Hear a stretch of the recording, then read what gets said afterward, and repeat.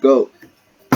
Assalamualaikum warahmatullahi wabarakatuh. Perkenalkan, kami dari kelompok pengerjaan UAS Teknologi Basis Data akan mempresentasikan hasil diskusi kami mengenai Amazon SimpleDB dan Amazon Dokumen DB.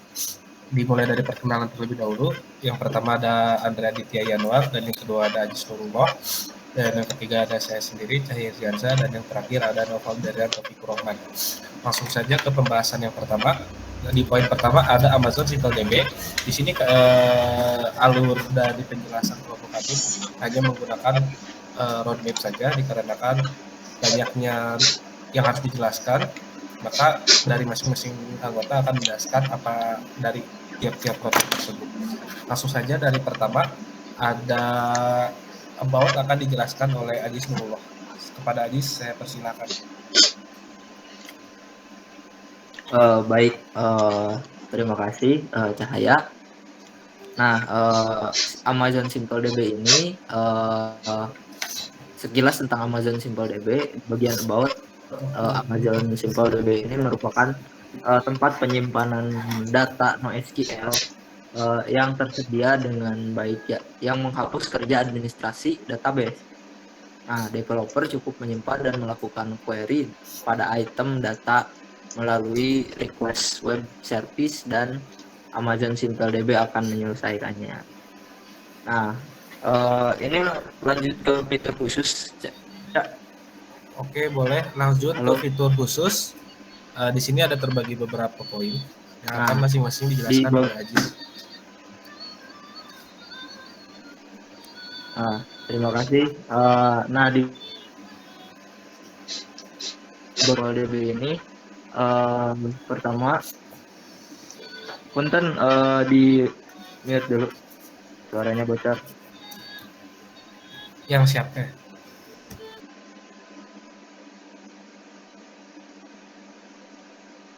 Nah, pertama ada automatic scaling. Nah, ini ke salah satu fitur khusus dari Amazon SimpleDB, di mana secara otomatis SimpleDB akan menskalakan mendukung data ya aplikasi. Nah, yang kedua ada flexible data model. Jadi di Amazon SimpleDB ini tidak mengharuskan kita menentukan skema untuk data. Nah, yang memungkinkan kita menyimpan data dalam format semi terstruktur yang fleksibel. Kemudian ada query capabilities. Nah, Amazon SimpleDB mendukung query sederhana.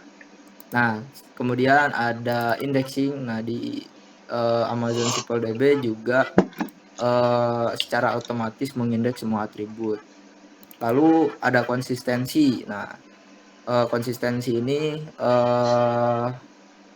semua perubahan pada data mungkin membutuhkan waktu untuk menyebar ke seluruh sistem. Kemudian ada integrasi dengan layanan AWS lainnya. Jadi si Amazon SimpleDB ini dapat dengan mudah diintegrasikan dengan layanan AWS lainnya. Kemudian ada yang terakhir, ada manajemen konsol. Nah, Amazon SimpleDB menyediakan konsol manajemen berbasis web yang memungkinkan developer membuat dan mengelola domain SimpleDB, melihat metrik, dan melakukan tugas lainnya. Itu mungkin untuk bagian fitur-fitur khusus. Dikembalikan ke Cahaya. Baik, terima kasih atas penjelasannya, Jis. Selanjutnya ada bagian konektivitas, kelebihan dan kekurangan dan popularitas akan dibacakan oleh saya sendiri. Yang ketiga ada poin konektivitas. Nah, Amazon SimpleDB yaitu sebenarnya adalah layanan database NoSQL yang menyediakan cara fleksibel dan sangat sederhana untuk menyimpan dan mengambil data terstruktur dari sebuah cloud computing. Nah, berikut juga akan dijelaskan langkah-langkah untuk terhubung ke SimpleDB yang sudah dibuat misalkan ya. Yang pertama ada daftar akun AWS terlebih dahulu dan aktifkan akunnya dengan layanan SimpleDB-nya. Yang kedua ada siapkan domain Amazon yang akan digunakan.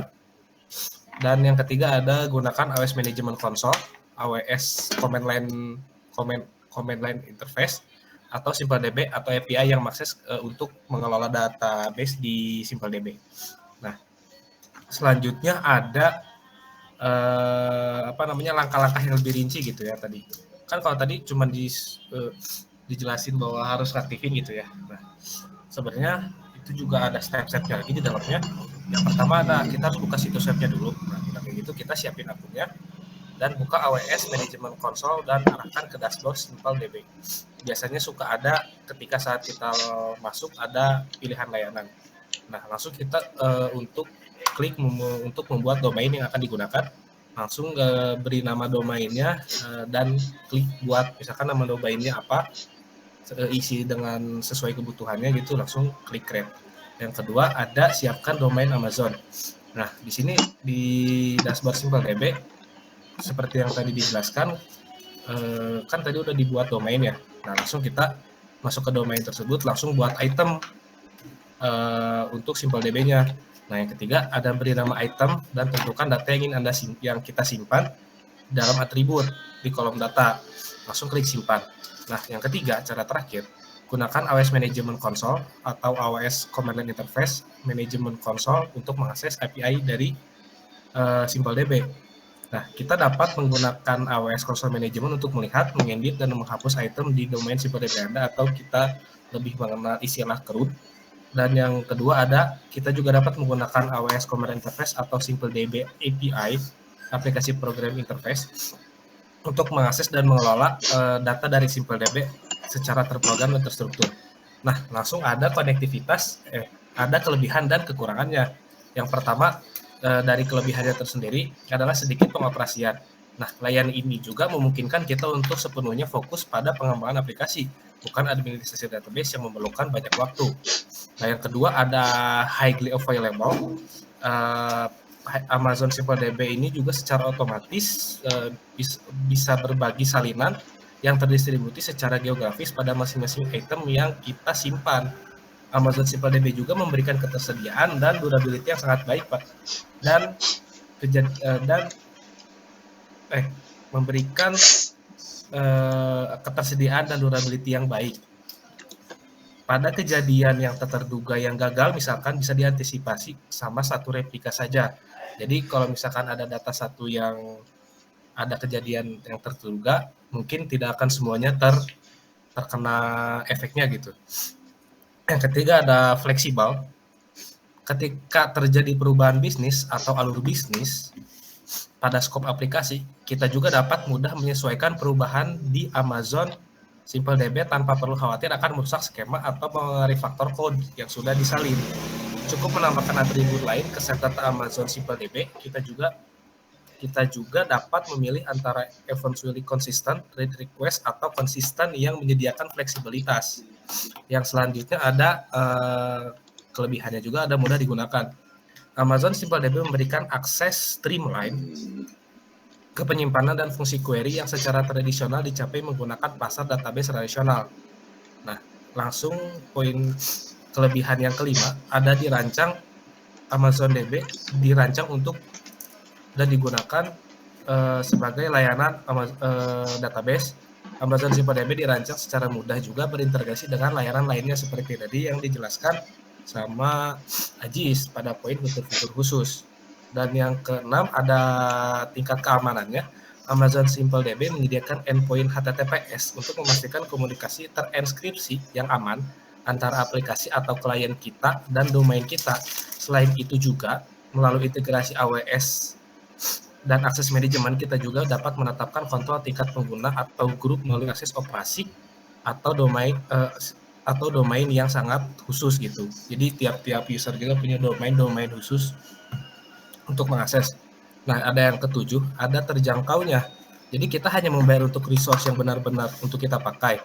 Nah, untuk Amazon SimpleDB, seperti ada atribut store, read, dan write, data dibebankan oleh resource komputasi yang dipakai oleh masing-masing operasi. Selanjutnya ada poin kekurangan. Yang pertama, ada limited data types. Nah, SimpleDB ini hanya mendukung sekumpulan tipe data yang terbatas, termasuk string, angka, dan data biner. Ini mungkin tidak cukup untuk jenis aplikasi-aplikasi tertentu yang di mana tipe datanya ini sangat banyak gitu ya. Yang kedua, tidak adanya dukungan untuk transaksi. Nah, SimpleDB tidak mendukung transaksi yang berarti ini tidak memungkinkan untuk memutar kembali serangkaian operasi jika salah satunya gagal. Nah, yang kedua, ada kurangnya dukungan untuk SQL. SimpleDB juga tidak mendukung SQL, yang berarti tidak mungkin menggunakan query SQL yang biasa kita pakai gitu kan. Nah, ada yang keempat, ada kemampuan query yang terbatas. SimpleDB juga memiliki kemampuan query terbatas dibandingkan dengan database NoSQL lainnya, seperti MongoDB atau Cassandra. Nah, yang terakhir ada SimpleDB juga bisa jadi mahal dari masalah harga. Terutama untuk aplikasi dengan throughput baca dan tulis yang tinggi, Amazon Web Service mengenakan biaya untuk jumlah unit kapasitas baca dan tulis yang digunakan dengan jumlah data yang disimpan yang sangat besar. Yang terakhir ada kinerja popularitas. SimpleDB sering digunakan oleh developer yang ingin membangun aplikasi web yang membutuhkan database yang dapat diskalakan dan berkinerja yang sangat tinggi. Nah, tetapi ini juga tidak ingin menghabiskan waktu banyak untuk mengolah infrastruktur atau mengoptimalisasi database. Mungkin itu aja dari Amazon SimpleDB. Selanjutnya ada poin Amazon DokumenDB. Yang pertama ada tentang apa itu Amazon DokumenDB, akan dibacakan oleh Noval Berlian. Kepada Noval Berlian saya persilakan. Baik, terima kasih Cahaya. Nah, untuk selanjutnya saya akan menjelaskan tentang Amazon DokumenDB. Nah, di sini ada beberapa sumber juga, yaitu yang akan menjelaskan ada about tentang Amazon. Dia ada fitur-fitur khusus, aktivitas, kelebihan dan kekurangan, serta fitur dan popularitas. Oke, langsung lanjut ke about. Amazon DokumenDB ini merupakan sebuah database NoSQL yang mana si database ini dia digunakan atau dibangun khusus untuk melakukan manajemen data berbentuk JSON yang sesuai dengan skala, kemudian terkoneksi dengan Turing, terintegrasi dengan AWS atau Amazon Web Services. Nah, serta juga siap untuk si database ini siap untuk digunakan dalam skala yang enterprise atau skala yang memiliki durability yang tinggi. Kemudian layanan yang dapat diskalakan ini menawarkan pelanggan sebuah durability yang diperlukan saat mengoperasikan sebuah beban kerja yang penting gitu. Nah, dengan Amazon DokumenDB ini penyimpanan juga dapat secara otomatis di scale up atau scale down mulai dari hingga 64 terabyte hingga 2 petabyte di cluster Amazon DokumenDB Elastic. Nah, dan scaling ini juga tidak akan memberi dampak terhadap aplikasi yang sedang berjalan. Selain itu, Amazon DokumenDB juga mendukung jutaan request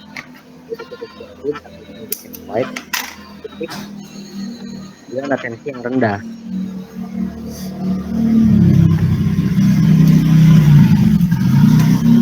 Menjelaskan yang dimiliki oleh Amazon DokumenDB ini, pertama adalah kinerjanya sesuai dengan skala.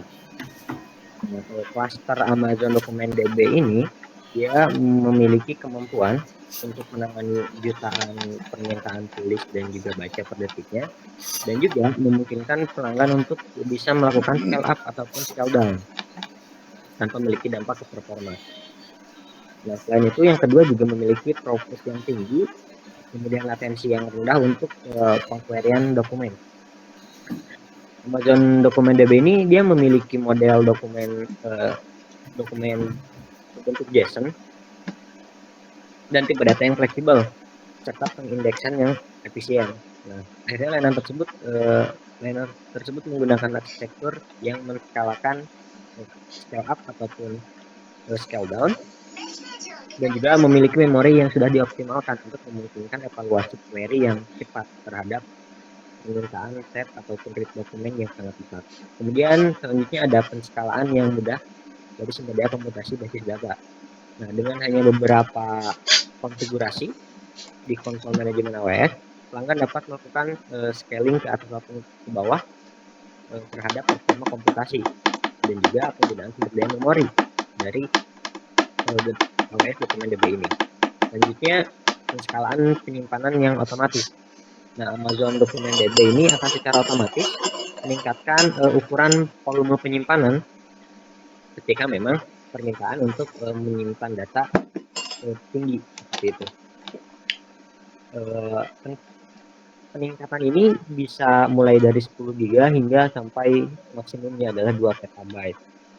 Selanjutnya adalah replika baca latensi yang rendah. Nah, kemudian peningkatan throughput baca untuk mendukung permintaan aplikasi volume tinggi dengan membuat hingga 15 replika basis data. Nah, replika Amazon Dokumen DB ini akan berbagi penyimpanan dasar yang sama sehingga instan dari dari instansi Dokumen DB ini dia akan menghemat biaya dan juga akan menghilangkan kebutuhan untuk melakukan write ataupun read ke simpul dari si replika tersebut, sehingga akhirnya ini akan mengurangi waktu lag saat melakukan melakukan query ataupun mengakses database dari replika tersebut. Selanjutnya database Dokumen DB ini juga kompatibel dengan MongoDB, yang mana sehingga ketika pengguna sudah terbiasa menggunakan MongoDB, cara penggunaannya mirip seperti MongoDB, sehingga tidak akan terlalu sulit untuk melakukan atau untuk mengoperasikan Dokumen DB ini. Selanjutnya juga mendukung transaksi ACID, yaitu Atomicity, Consistency, Isolation, dan Durability. Nah, ini adalah sebuah set properti transaksi dalam sebuah database yang ditujukan untuk menjamin fasilitas data alih-alih men-throw kesalahan gitu atau crash. Selanjutnya adalah dukungan migrasi. Nah, Dokumen DB ini dia dapat melakukan migrasi dari basis data MongoDB on-premise ataupun dari Amazon Elastic Compute Cloud atau EC2 secara gratis tentunya. Namun dengan catatan selama 6 bulan per instansinya. Nah, untuk selanjutnya database ini juga terkelola secara penyediaan dan juga penyiapannya secara otomatis gitu, sehingga ketika kita melakukan konfigurasi pembuatan terhadap Dokumen DB ini akan sangat mudah karena sudah banyak konfigurasi terhadap Dokumen DB ini yang sudah disiapkan secara otomatis oleh AWS. Selanjutnya juga ada pengawasan metrik, di mana dengan menggunakan Amazon CloudWatch kita dapat melakukan pengawasan terhadap Amazon Dokumen DB ini gitu. Selanjutnya juga ada patching perangkat lunak otomatis, yang mana Amazon Dokumen DB akan terus memperbarui data sehingga sesuai dengan patch terbaru. Jadi kita tidak perlu melakukan upgrade secara manual. Selanjutnya adalah sangat aman sesuai. Kenapa bisa dibilang sangat aman? Karena pertama jaringan yang digunakan terisolasi. Nah, Amazon Dokumen DB ini berjalan di atas Amazon Virtual Private Cloud yang memungkinkan nanti pelanggan untuk dapat mengisolate setiap klasternya di jaringan virtual. Dan akhirnya dapat menghubungkannya ke infrastruktur IT lainnya gitu. Selanjutnya otorisasi juga. Amazon Dokumen DB ini mendukung kontrol akses berbasis peran atau berbasis role RBAC dengan peran bawaan dan peran yang ditentukan. Atau mungkin kalau misalkan di Google Cloud mirip dengan IAM gitu. Nah, selanjutnya ada juga enkripsi juga. Amazon Dokumen DB ini memungkinkan pelanggan untuk dapat mengenkripsi basis data dan akhirnya basis datanya akan aman gitu ya. Tentunya dengan menggunakan kunci yang dibuat dan dikontrol melalui AWS Key Management Service. Selanjutnya ada juga sertifikasi kesesuaian, yang mana Amazon Dokumen DB ini dia dirancang agar memenuhi standar keamanan tertinggi dan memudahkan pelanggan untuk memverifikasi keamanan serta dapat memenuhi kewajiban regulasi dan kesesuaian yang sudah ditetapkan. Kemudian juga ketersediaannya yang tinggi, yang mana karena klaster Amazon ini tersedia secara global, yang mana ketika ada satu daerah terdampak atau memiliki gangguan, maka dapat dipindahkan ke klaster di daerah yang lain. Selanjutnya ada pemantauan dan perbaikan instance juga. Kondisi klaster Amazon Dokumen DB ini beserta instansinya akan dipantau terus-menerus oleh pihak AWS. Selanjutnya juga ada deployment multi-agent dan juga replika baca, ada penyimpanan yang toleran terhadap kesalahan dan dapat pulih dengan sendirinya. Dan juga tentunya yang sangat berguna ada fitur pencadangan otomatis, berkelanjutan, bertahap, dan juga dapat melakukan pemulihan di titik tertentu. Mungkin seperti itu saja. Selanjutnya untuk bagian konektivitas akan dijelaskan oleh Andre Aditya. Andre dipersilakan.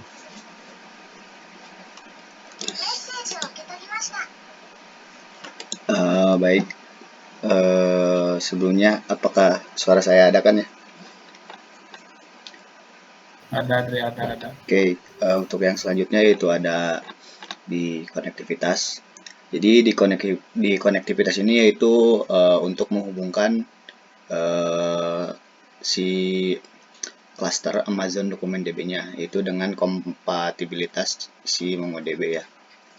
Nah, sebelum terhubung itu kita harus memiliki ketentuan-ketentuan yang seperti berikut ini, yaitu si string connection itu untuk cluster Anda ini dapat ditemukan di konsol Amazon Dokumen DB. Itu ada di cluster, terus masuk ke connect, terus connect to your cluster. Nah, untuk yang selanjutnya yaitu ada driver MongoDB-nya sendiri yang harus kompatibel dengan versi Amazon Dokumen DB yang Anda gunakan. Nah, ketika ketentuan-ketentuan berikut sudah tersedia, langsung sebetulnya ada untuk code-nya, tapi mungkin bisa dilihat nanti di laporan. Untuk langsungnya itu jadi si code-nya itu membuat si objek Mongo client yang terhubung ke cluster Amazon Dokumen DB kita gitu. Dan untuk objek koleksi yang terhubung ke koleksi yang ditentukan di database.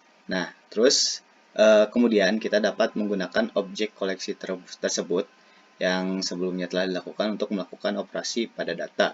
Misalnya seperti menyisipkan dokumen, perbarui dokumen, lalu menanyakan dokumen juga. Nah, mungkin lanjut ke kelebihan dan kekurangannya ya. Untuk yang pertama mungkin ada kelebihannya sendiri, yaitu yang pertama ada layanan terkelola sepenuhnya. Nah, maksudnya itu adalah kita tidak perlu khawatir misalnya tentang tugas-tugas seperti misal penyiapan infrastruktur, terus penambalan perangkat lunak, percadangan, dan yang lain-lain. Nah, jadi kita itu terbebas dari waktu fokus untuk membangun dan mengskalakan aplikasi tersebut gitu. Selanjutnya ada performa tinggi, yaitu Amazon Dokumen DB ini dirancang agar cepat dan dapat diskalakan dengan latensi rendah dan throughput tinggi. Jadi ini menggunakan arsitek yang disebut shared nothing, terdistribusi dan mesin penyimpanan yang dibuat khusus untuk memberikan kinerja tinggi untuk beban kerja baca dan tulis. Soalnya ada ketersediaan tinggi, itu si Amazon Dokumen DB ini dirancang untuk ketersediaan tinggi, itu dengan beberapa replika data yang tersebar di 3 atau lebih availability zone di suatu wilayah. Nah, untuk yang selanjutnya ada kompatibilitas dengan MongoDB. Nah, jadi si Amazon Dokumen DB ini kompatibel dengan si API MongoDB gitu ya. Jadi kita dapat menggunakan driver dan alat yang ada di MongoDB gitu untuk bekerja dengan si Amazon Dokumen DB ini. Nah, untuk yang terakhir dari kelebihannya itu dari sisi keamanan. Untuk sisi keamanannya, si Amazon Dokumen DB ini menyediakan beberapa lapisan keamanan untuk melindungi data-data kita gitu. Termasuk isolasi jaringan menggunakan Amazon VPC, terus ada enkripsi saat istirahat, menggunakan kunci yang kita kelola dengan AWS Key Management Service atau KMS, dan enkripsi saat transit menggunakan Transport Layer Security atau TLS. Untuk yang selanjutnya ada kekurangan. Jadi kekurangannya itu ada fleksibilitasnya itu terbatas. Jadi si Dokumen DB ini layanan database yang dikelolanya itu jadi si layanan database-nya ini dikelola sepenuhnya gitu sama kita. Berarti bahwa kita tidak memiliki banyak kendali atas infrastruktur dasar seperti yang kita lakukan dengan database yang dikelola sendiri. Nah, jadi ini bisa menjadi kelemahan jika kita perlu misal menyesuaikan aspek-aspek tertentu dari penyiapan basis data yang kita buat gitu. Untuk yang selanjutnya, karena ini berbayar ya, biayanya juga lebih tinggi. karena DokumenDB juga adalah layanan yang dikelola sepenuhnya, jadi lebih mahal gitu daripada opsi yang dikelola sendiri. Jadi biayanya juga bergantung pada sumber daya khusus yang kita perlukan. Misalnya kita lebih banyak menggunakan si DokumenDB ini, jadi lebih tinggi juga biaya yang dikeluarkan. Untuk yang selanjutnya ada skalabilitas terbatas. Jadi si DokumenDB ini memiliki batasan pada ukuran maksimum dan throughput cluster database tunggal gitu, yang dapat mempersulit penskalaan database kita sehingga maksudnya seiring dengan meningkatnya kebutuhan kita gitu. Untuk yang selanjutnya ada kompatibilitas terbatas. Jadi DokumenDB kompatibel dengan MongoDB, hanya dengan MongoDB. Tetapi ini bukan database MongoDB-nya yang sepenuhnya kompatibel. Jadi sini tuh berarti bahwa si fitur dan fungsionalitas MongoDB mungkin tidak tersedia gitu, atau mungkin berperilaku beda di DokumenDB. Untuk yang selanjutnya ada ketersediaan geografis terbatas. Jadi si DokumenDB hanya tersedia di sejumlah wilayah terbatas gitu. Jadi tidak di semua wilayah bisa menggunakan si DokumenDB ini. Nah, itu juga membuat si pengguna kurang nyaman untuk di wilayah-wilayah tertentu yang lain gitu, yang tidak bisa mengakses DokumenDB tersebut. Nah, untuk yang selanjutnya yaitu ada kinerja popularitas. Mungkin jadi si Amazon DokumenDB ini yaitu layanan database NoSQL yang dikelola sepenuhnya, cepat dan dapat diskalakan, yang dirancang agar kompatibel dengan MongoDB. Nah, terus si DokumenDB ini sering digunakan oleh pengembang dan organisasi yang menginginkan solusi database yang sangat tersedia dan dapat diskalakan untuk aplikasi mereka. Jadi beberapa kasus penggunaan umum untuk Amazon DokumenDB ini menyangkut penyimpanan dan query kumpulan data yang besar gitu. Jadi membangun aplikasi data besar dan juga misalnya mendukung aplikasi web maupun juga mobile gitu, seluler. Dan ini juga dapat digunakan di berbagai industri, termasuk di e-commerce juga bisa, terus keuangan bisa, lalu misalnya kesehatan juga bisa, media dan lain-lain sebagainya. Mungkin cukup sekian penjelasan untuk Amazon DokumenDB. Saya kembalikan ke moderator. Terima kasih. Baik, terima kasih kepada rekan-rekan saya yang sudah melakukan presentasi dari hasil diskusi tentang Amazon DokumenDB dan Amazon SimpleDB. Mungkin itu saja yang bisa kami dapat sampaikan. Bila ada kekurangan mohon maaf, dan terima kasih juga kepada Pak Wildan telah membimbing kami hingga dari awal kuliah sampai sekarang. Mungkin cukup sekian. Assalamualaikum warahmatullahi wabarakatuh. Waalaikumsalam warahmatullahi wabarakatuh.